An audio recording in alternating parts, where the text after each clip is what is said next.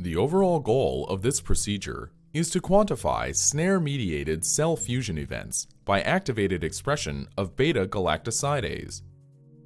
This is accomplished by first expressing V and T SNARE proteins ectopically at the surface of COS7 cells.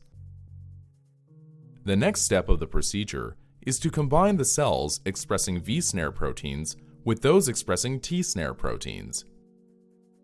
This results in SNARE-mediated cell fusion and the activated expression of beta-galactosidase.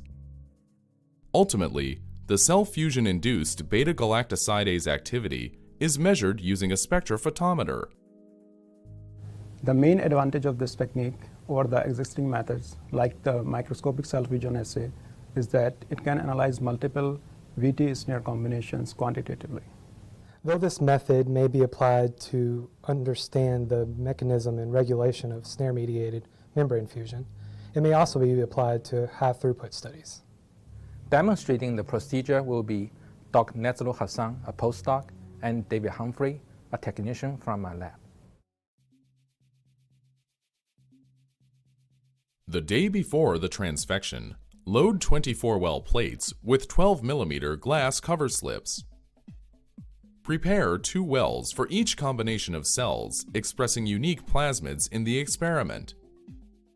On those cover slips, seed 30,000 COS7 cells, cultured in DMEM, supplemented with 4.5 grams per liter glucose and 10% FBS. To transfect the V cells, add to each well a 1/4 microgram of the TTA plasmid and 1 set of plasmids expression flipped proteins of interest.